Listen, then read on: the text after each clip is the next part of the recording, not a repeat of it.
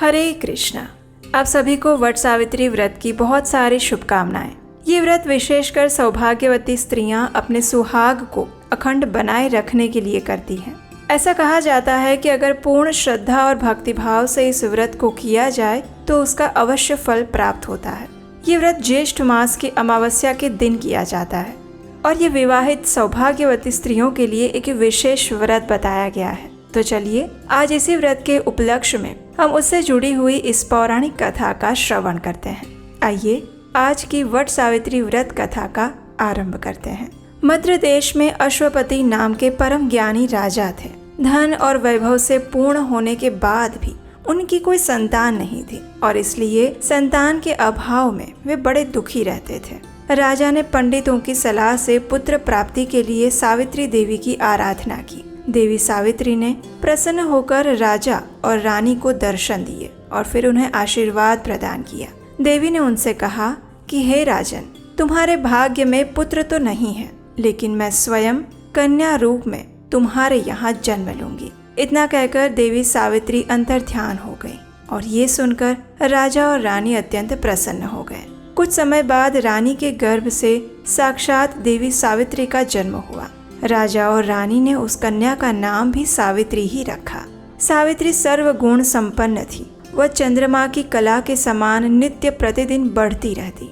जब वो विवाह के योग्य हुई तो माता पिता ने उससे कहा कि सावित्री, अब तुम अपने योग्य मनचाहा वर ढूंढ सकती हो। इतना कहकर राजा ने सावित्री को एक वृद्ध मंत्री के साथ वर खोजने के लिए भेजा। सावित्री अपनी यात्रा पर रवाना हुई।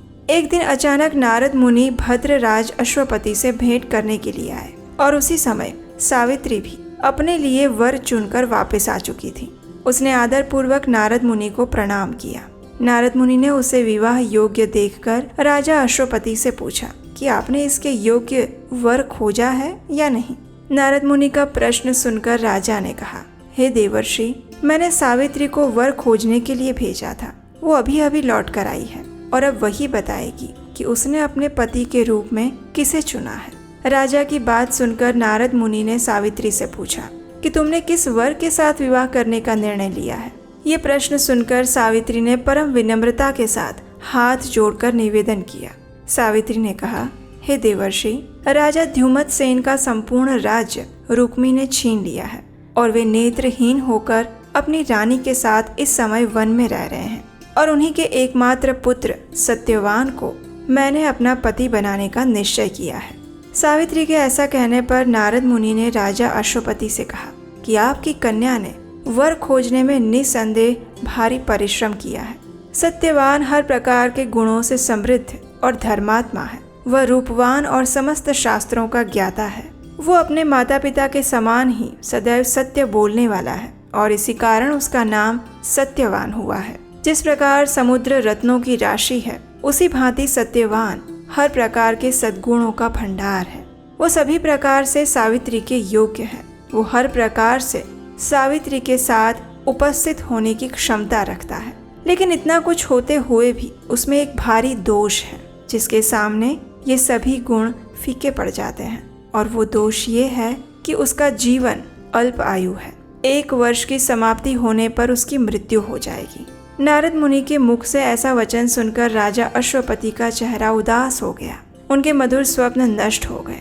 नारद मुनि के वचन कभी मिथ्या नहीं हो सकते। ऐसा विचार करके उन्होंने सावित्री को समझाया कि ऐसे क्षीण आयु व्यक्ति के साथ विवाह करना कल्याणकारक नहीं है, इसलिए उसे कोई और अन्य वर पसंद करना चाहिए। पिता की बात सुनकर सावित्री ने कहा, हे पिताश्री, मैंने अपने मन में सत्यवान को ही अपने पति के रूप में चुन लिया है और अब मैं किसी और पति का विचार अपने मन में नहीं कर सकती। कोई भी संकल्प पहले मन में आता है और फिर वाणी से कहा जाता है और कहने के बाद उसे करना ही होता है, चाहे वो शुभ हो या अशुभ। मैंने जिसे एक बार अपने मन से पति स्वीकार कर लिया है, वही मेरा पति होगा।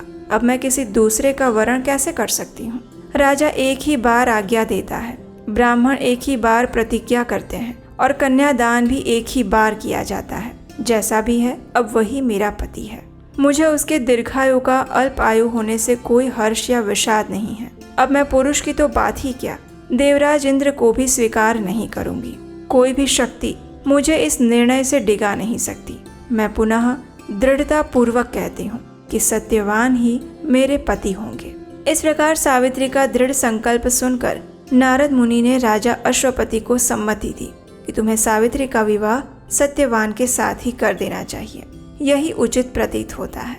इस प्रकार राजा को समझा बुझाकर नारद मुनि अपने स्थान चले गए। राजा अश्वपति ने भी भगवान के मंगलमय विधान में विश्वास करते हुए विवाह की समस्त सामग्री इकट्ठी की और कन्या तथा वृद्ध मंत्री को साथ लेकर ध्युमतसेन की तपोभूमि में पहुंच गए। वहां राजा ध्युमतसेन अपनी रानी और राजकुमार सत्यवान के साथ रहते थे। अश्वपति ने उसके पास पहुंचकर अपना नाम बताते हुए उनके चरणों में प्रणाम किया।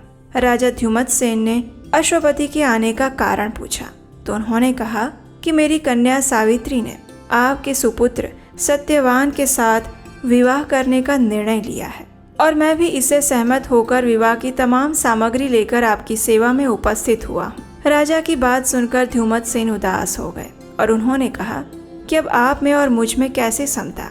आप तो राज्य आसीन राजा और मैं राज्य भ्रष्ट रंक, इस पर भी हम दोनों नेत्रहीन और निर्धन हैं और वन में रह रहे हैं। आपकी कन्या ने वन के भारी कष्टों को नहीं जाना है और इसीलिए उसने ऐसा विचार किया है। महाराज, आप अपने निर्णय पर पुनः विचार कर लीजिए। ये सुनकर महाराज अश्वपति ने कहा कि हे राजन, मैंने अपनी पुत्री सावित्री के साथ इन सभी बातों पर अच्छी तरह विचार विमर्श कर लिया है। उसका कहना है कि जहाँ मेरे पास अपने सास और ससुर तथा पतिदेव निवास करते हैं वही मेरे लिए वैकुंठ है। सावित्री के ऐसे दृढ़ निश्चय को सुनकर ध्युमतसेन ने विवाह की स्वीकृति दे दी। शास्त्र सम्मत रीति से सत्यवान और सावित्री का विवाह हुआ और राजा अश्वपति अपनी राजधानी वापस लौट आए। सावित्री मन चाहे पति सत्यवान को पाकर सुखपूर्वक वन में उनके साथ रहने लगी और उनकी सेवा करने लगी। नारद मुनि के वचन हर समय सावित्री के कानों में गूंजते रहते थे। वो एक एक दिन गिन रही थी।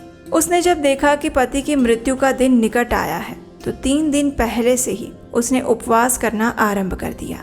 तीसरे दिन अपने पितरों का पूजन किया और वही दिन नारद मुनि ने सत्यवान की मृत्यु का बताया था। प्रतिदिन की भांति उस दिन भी सत्यवान अपने समय पर कुल्हाड़ी और टोकरी लेकर लकड़ी काटने के लिए वन में जाने लगा तो सावित्री ने स्वयं भी उसके साथ चलने का आग्रह किया। सत्यवान ने अपने माता पिता की सेवा के लिए वहीं ठहरने की सम्मति दी। तब सावित्री अपने सास ससुर से सत्यवान के साथ वन में जाने की आज्ञा लेकर आई और उसके साथ वन में चल पड़ी। सत्यवान ने वन में जाकर फल फूल तोड़े और बाद में लकड़ी काटने के लिए एक वृक्ष पर चढ़ गया। वृक्ष के ऊपर ही सत्यवान के सिर में भारी पीड़ा होने लगी।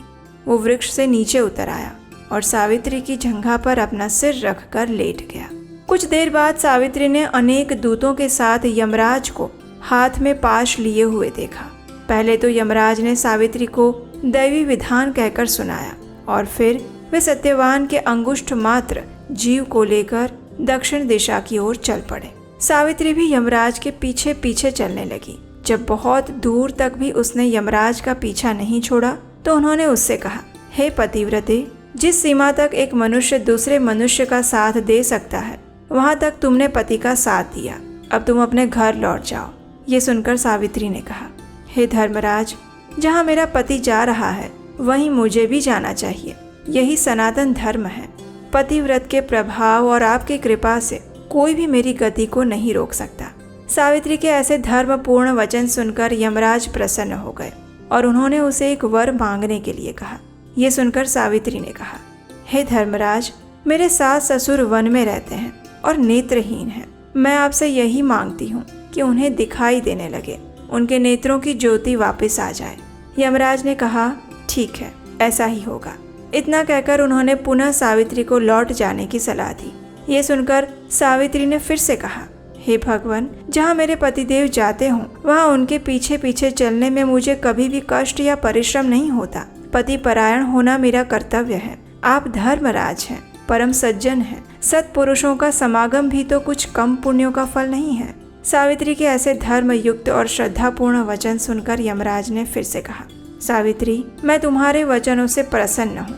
तुम मुझसे एक और वरदान मांगो। सावित्री ने कहा, राजा ध्युमतसेन का राज्य छिन गया है, उसे वे पुनः प्राप्त करें और धर्म में उनकी सदैव प्रीति बनी रहे, ऐसा वरदान दीजिए। यमराज ने वरदान देकर पुनः उसको लौट जाने को कहा, लेकिन वो नहीं मानी और बराबर पीछा करती रही। उसकी ऐसी दृढ़ पति भक्ति को देखकर यमराज ने प्रसन्न होकर उसे तीसरा वरदान देने की इच्छा प्रकट की। तब सावित्री ने अपने पितृकुल की भलाई को दृष्टि में रखते हुए 100 भाई होने का वरदान मांगा। यमराज ने सहर्ष उसका भी स्वीकार करा। सावित्री से पुनः आगे न बढ़कर लौट जाने का आग्रह किया, लेकिन सावित्री अपने प्रण पर अड़िग थी। सावित्री की ऐसी निष्ठा और दृढ़ संकल्प देखकर यमराज का हृदय पिघल गया। वे बड़ी कोमल वाणी में कहने लगे, हे सुव्रते, तुम ज्यों ज्यों उत्तम धर्म युक्त और गंभीर युक्तिपूर्ण वचन कहती हो, त्यों त्यों मेरी प्रीति तुम पर बढ़ती जाती है। इसलिए तुम सत्यवान के जीवन को छोड़कर एक और वरदान मुझसे ले लो और अपने घर लौट जाओ। पहले तीनों वरदान पाकर सावित्री ने अपने श्वशुर कुल और पितृकुल दोनों का कल्याण कर दिया था। अब मात्र वो अपनी ही भलाई का प्रश्न सम्मुख था। पति परायण स्त्री को अपने पति की आयु वृद्धि के अलावा और कौन सी कामना हो सकती है। यही सोचकर सावित्री ने सत्यवान से उसे 100 पुत्र प्राप्त हो ऐसा वरदान मांगा। सावित्री के ऐसे युक्तिपूर्ण वचन सुनकर यमराज अत्यंत हर्षित हुए, संतुष्ट हुए और उन्होंने उसे वरदान देते हुए सत्यवान को पाश से मुक्त कर दिया और कहा कि सत्यवान से तुम्हें निश्चय ही 100 पुत्र होंगे। सावित्री को मनोवांछित वरदान देकर यमराज वहीं से अंतर्ध्यान हो गए और सावित्री भी वहां से लौटकर वटवृक्ष के नीचे आई। वटवृक्ष के नीचे सत्यवान का मृत शरीर पड़ा हुआ था और अब उसमें धीरे धीरे जीवन का संचार हो रहा था। वो उठकर बैठ गया। सावित्री ने अपने पति सत्यवान को ये सारा वृत्तांत कह सुनाया और फिर वे दोनों प्रसन्नता पूर्वक आश्रम की ओर चल पड़े।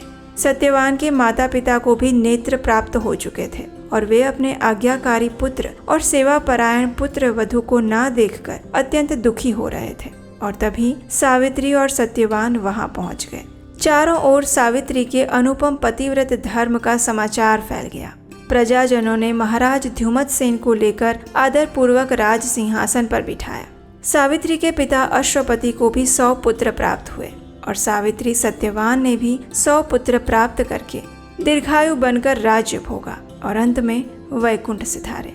तो ये थी आज की वट सावित्री व्रत की सुंदर पौराणिक कथा। इस कथा का श्रवण करने वाले प्रत्येक व्यक्ति को भी देवी सावित्री की विशेष कृपा प्राप्त होती है। उनके घर में कभी भी अकाल मृत्यु का भय नहीं रहता और यमराज का दंड नहीं आता, ऐसा हमारे शास्त्रों का मत है। अगर आज की कथा आपको अच्छी लगी है तो इसे लाइक कीजिए, शेयर कीजिए और आपके अपने चैनल को सब्सक्राइब कीजिए।